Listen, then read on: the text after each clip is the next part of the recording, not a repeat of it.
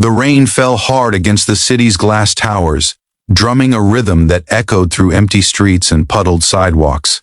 Beneath a flickering streetlight, a young woman sat huddled against a stone wall, her arms wrapped tightly around herself, her clothes drenched and clinging to her trembling body. The world seemed to have turned its back on her. Cars splashed by without stopping, people hurried under umbrellas, and the night swallowed her silent sobs. But amid that storm, a sleek black car slowed, its headlights cutting through the sheets of rain. Inside, a man watched her, a face pale and fragile in the downpour, eyes filled with defeat, and something inside him shifted. If you believe that kindness and second chances can change lives, please take a moment to like, comment, share, and subscribe. Every story of hope deserves to be heard. Evelyn Moore had never imagined her life would come to this, sitting alone in the cold rain, her only belongings a torn handbag and a heart full of pain. A week ago, she'd been working double shifts at a small cafe in downtown Seattle, saving every dollar to pay rent for the tiny apartment she called home. But the world has a cruel way of testing the kind-hearted. When her landlord decided to sell the building, Evelyn was given 3 days to leave. With nowhere to go and her few friends too busy surviving their own storms, she had packed her life into one worn-out suitcase and prayed something would change. It hadn't.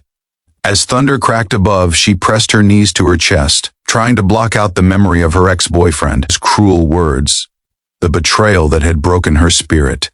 He had promised love, protection, forever. Instead, he had taken everything, her trust, her savings, and her belief that good people still existed. When he left, he didn't just abandon her, he erased her from his world completely. Evelyn stopped believing that anyone cared. The car door opened, and the sound startled her. A tall man stepped out, the rain immediately soaking his dark, tailored suit. He didn't seem to care. His shoes splashed through puddles as he approached, his eyes filled with a strange mix of determination and compassion. When he knelt beside her, his voice was soft yet steady. "Hey," he said, "you shouldn't be out here." Evelyn looked up, her wet hair plastered across her face.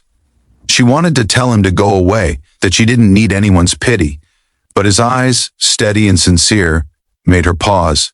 He pulled a folded handkerchief from his pocket, though it was useless in the storm. Still, he held it out. "Take my hand," he said, his tone gentle but firm. "Let's get you out of the rain." Something in his voice broke through the wall she'd built around her heart. Hesitant, she placed her trembling hand in his. His grip was warm, grounding as he helped her to her feet. When he guided her toward the waiting car, she could barely stand, her legs weak from exhaustion. Inside, the warmth of the car hit her like sunlight after a storm. She didn't know who he was or why he had stopped. All she knew was that, for the first time in weeks, someone had seen her. The man's name was Nicholas Hale, a name known by nearly everyone in the city, the billionaire CEO of Hale Industries, a man whose business empire stretched across the country, whose wealth was whispered about in boardrooms and magazines. But to Evelyn, sitting shivering beside him, he was simply a stranger who had stopped when no one else did. Nicholas handed her a blanket from the back seat and instructed his driver to head toward his penthouse. Evelyn tried to protest, to tell him she couldn't accept such kindness, but he silenced her gently. "You're safe now," he said. "That's all that matters tonight." As the car moved through the rain-soaked streets, Nicholas watched her quietly.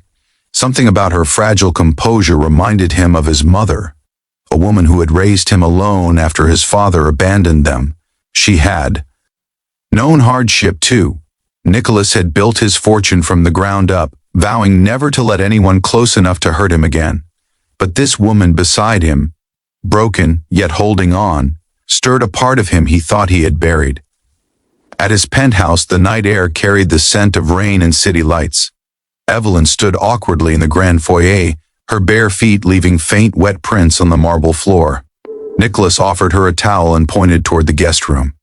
"You can rest here tonight," he said. "We'll figure everything else out in the morning." She nodded weakly, clutching the towel as if it were a lifeline. That night, Evelyn barely slept. She lay awake, listening to the sound of rain against the glass walls, wondering who this man really was and why he had helped her. In the quiet, she replayed the moment he had knelt beside her in the rain, the sincerity in his eyes, the warmth in his touch. For the first time in a long time, she didn't feel completely alone. The next morning, the city was washed clean. Nicholas had breakfast waiting, simple but warm, pancakes, fruit, and coffee. Evelyn sat across from him, unsure how to speak. He asked about her life, her work, her dreams. She answered softly, embarrassed by her circumstances. "I was just trying to start over," she said, "but I guess life didn't want me to." Nicholas leaned back in his chair, studying her. "Maybe life wanted to show you who you really are," he said. "Sometimes we have to break to see what we're made of." His words carried a quiet strength that lingered in the air. Over the next few days, Evelyn stayed as she searched for work. Nicholas didn't interfere, but he made sure she had everything she needed. Their worlds couldn't have been more different. His filled with meetings and luxury, hers with small hopes and quiet fears. Yet something invisible began to bridge the space between them. She started helping his staff in the kitchen, watering the plants, tidying up without being asked. Nicholas noticed. Her presence brought a strange calm to his life, a warmth his penthouse had never known. But the past has a way of finding those who try to run from it. One evening, as Evelyn walked home from a job interview, she ran into Mark, her ex-boyfriend, the man who had taken everything. His smile was sharp, his words poisonous. "So this is what you've become?" he sneered. "A charity case for some rich man?" Evelyn froze. The rain began to fall again, heavy and merciless, just like that night. Mark's words cut deeper than she wanted to admit. "You think he cares about you?" he taunted. "People like him don't save girls like you, they use them." When she didn't reply, he grabbed her arm, his grip rough. Panic surged through her chest. "Let go of me," she cried, struggling, but before she could pull away, a black car screeched to a halt nearby. Nicholas stepped out, eyes blazing. In one swift motion, he pulled Mark away and shielded Evelyn behind him. The rain poured harder, thunder rumbling overhead. Nicholas's voice was low but fierce. "If you ever come near her again," he said, "you'll regret it." His tone carried the weight of power, not just wealth, but conviction. Mark hesitated, muttered a curse, and disappeared into the storm. Evelyn stood shaking, tears mixing with rain. Nicholas turned to her, his expression softening as he reached for her hand. "You don't ever have to face that again," he said quietly. "No one will hurt you again." Something in those words broke the final wall around her heart. Evelyn sobbed, not from pain but from release. The rain washed over them both, soaking their clothes, but neither moved. It felt like the world had stopped for a moment. Just two souls standing in the storm, one saving the other without even realizing he had saved himself too. That night, back at the penthouse, Nicholas handed her a small envelope. "It's a job offer," he said. "My company needs someone with your background. I know you're strong. Enough to rebuild."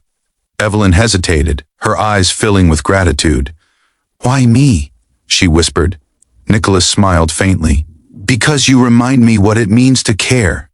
In the weeks that followed, Evelyn began working in Nicholas's foundation, a program he funded to help women escape abusive relationships and rebuild their lives. She found purpose there, helping others the way Nicholas had helped her. Every morning she arrived early, her heart lighter than it had been in years. Nicholas would sometimes watch her from his office window, a quiet smile crossing his face. She didn't know that his board had once questioned his decision to start that foundation. They said compassion didn't make money, but Nicholas had learned that compassion was worth more than all his fortune. Months later, standing under a clear evening sky, Evelyn looked out over the city from the balcony of the Hale Tower. The air was calm, carrying the distant hum of traffic and life. Nicholas joined her, his presence quiet but comforting. She turned to him and smiled.